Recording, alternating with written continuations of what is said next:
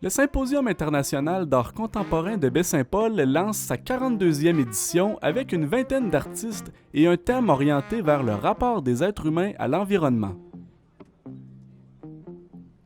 La directrice artistique de l'événement est à l'origine de la thématique « Habiter le monde par l'art et l'écologie ». Ce thème-là, c'était quelque chose que je trouvais important parce que c'est quelque chose qui nous concerne tous. Et puis, je trouvais que donner plus de visibilité au travail des artistes en rapport avec un sujet comme ça, duquel on entend parler beaucoup d'un point de vue scientifique, je trouvais que de mettre en valeur la réflexion des artistes. Les artistes travaillent sur des questions écologiques depuis 40 ans. Et puis, mais il n'y a pas eu beaucoup de visibilité de leur travail. Maintenant, ça commence. Alors, je trouvais qu'il y avait beaucoup de circonstances qui faisaient en sorte que c'était un thème qui intéresserait beaucoup de monde. Est-ce que je me trompe si je dis que c'est un peu une forme d'art qui est engagé ou qui c'est un art politique en quelque sorte? Est-ce que c'est un peu... un art qui a un engagement social. Oui.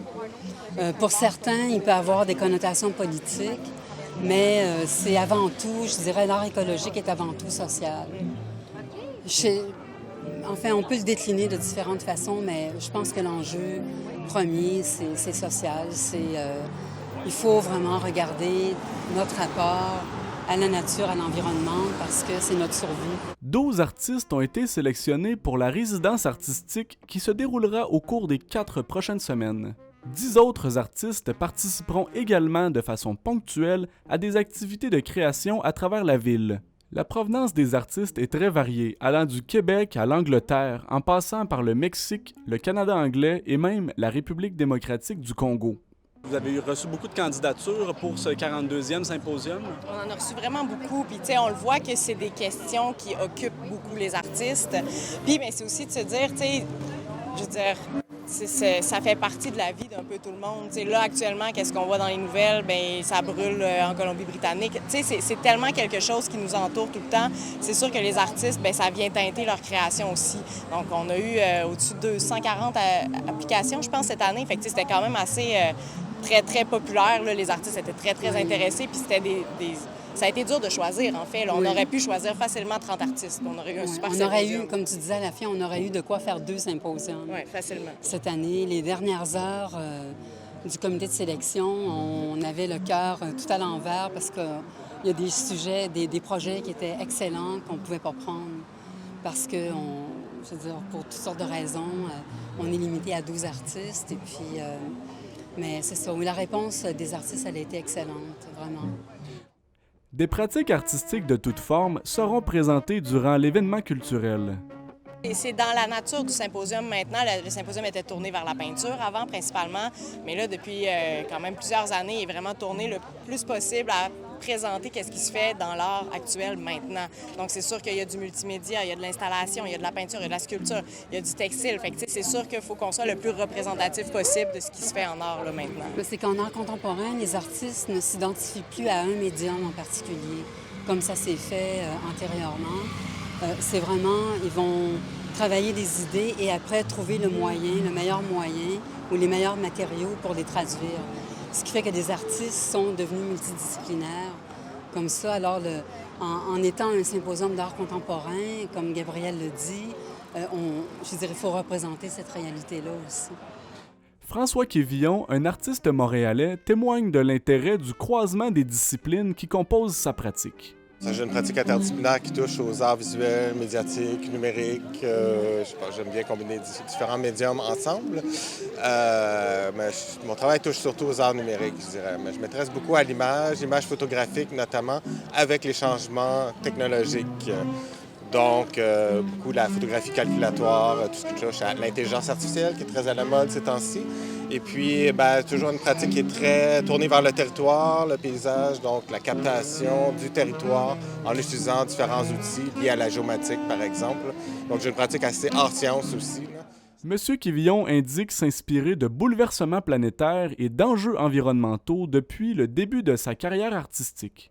2001, déjà, je m'intéressais beaucoup au réchauffement climatique et tout. Puis je travaillais avec les différents états de l'eau, par exemple, pour évoquer, entre autres, la fonte des glaces et tout ça. Mais ma pratique est directement liée, toujours. Je travaille beaucoup en résidence, donc je m'intéresse toujours à des enjeux locaux, mais qui résonnent globalement, si on peut dire. Comme, j'ai été travailler en Abitibi sur des projets de mines de lithium, situés près de l'Esquerre Saint-Mathieu-Berry. Donc, un peu des paradoxes de la transition énergétique. Donc, on a besoin de mines pour extraire des minéraux, mais il y a un impact environnemental. Ou encore, l'industrie de l'aluminium au Saguenay. Parce que j'étais au Saguenay, je m'intéressais aux résidus de bauxite. On n'a pas de bauxite pour produire de l'aluminium, donc on importe des roches de bauxite d'un peu partout à travers le monde. Ils sont traités là, mais il y a des résidus. Donc, c'est un peu ce qui est au cœur de ma pratique. Donc, à chaque fois que je suis à quelque part pour développer un projet, je m'intéresse aux enjeux locaux. Ce dernier planifie travailler sur un sujet local durant sa résidence à Baie-Saint-Paul. Depuis 3 ans environ, même plus avant, je travaille beaucoup autour de l'érosion côtière. Depuis de nombreuses années, depuis 3 ans, assez intensément, mais je m'y étais intéressé auparavant. Puis c'est un peu un sujet sur lequel je vais travailler ici. En fait, au mois de mai, j'ai fait le tour des maritimes. J'ai travaillé l'île du Prince-Édouard, Nouvelle-Écosse, Nouveau-Brunswick, puis en Gaspésie. Puis c'est ça, je m'intéresse à l'érosion de l'estuaire, du fleuve et du golfe Saint-Laurent. Mais ici, je pense que je vais aller plus vers la rivière du Gouffre. Oui. Donc, ça m'intéresse. Donc, votre art, il est à la fois scientifique, mais aussi, est-ce qu'on peut dire un peu politique, en quelque sorte? Clairement politique. Engagé, mais en même temps, des fois, j'en parle pas, puis je laisse les gens se faire leur propre interprétation. J'essaie de laisser ça très, très, très ouvert, pas donner trop d'informations au départ, puis que les gens interprètent selon ce qu'ils perçoivent et qu'ils comprennent, selon leur bagage aussi, leur expérience et ce qui les touche. Le comité d'organisation admet que le déroulement du symposium permet une déconstruction de certaines conventions artistiques. C'est un drôle d'événement, le symposium. C'est pas partout que ça va exister, parce que souvent, les artistes, quand ils vont en résidence, c'est pour être dans leur bulle.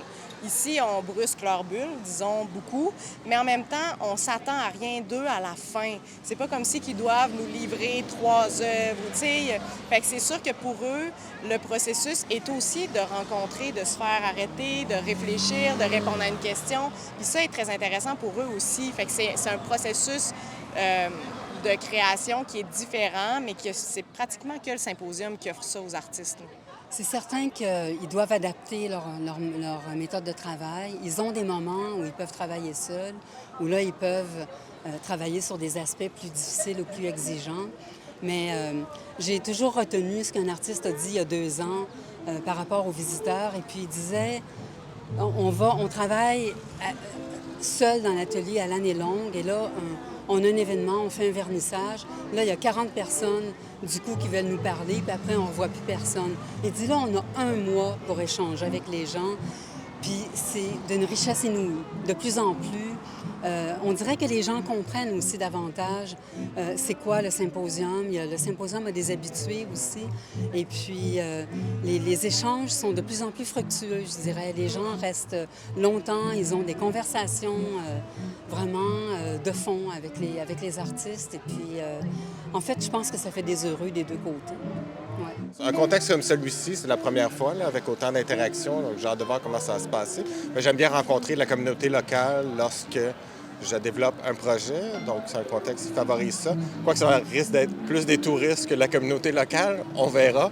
Mais bon, c'est toujours intéressant de discuter avec le public. Puis pour moi, ça fait partie du travail et de la pratique. Je sens pas la nécessité d'avoir une œuvre incroyable à présenter dans 4 semaines, là, mais c'est une démarche en cours. Donc, c'est possible même qu'elle se poursuive par la suite? Ah, ça va sûrement se poursuivre. Ça se poursuit toujours. Ouais. La 42e édition du Symposium international d'art contemporain de Baie-Saint-Paul se déroule jusqu'au 25 août 2024.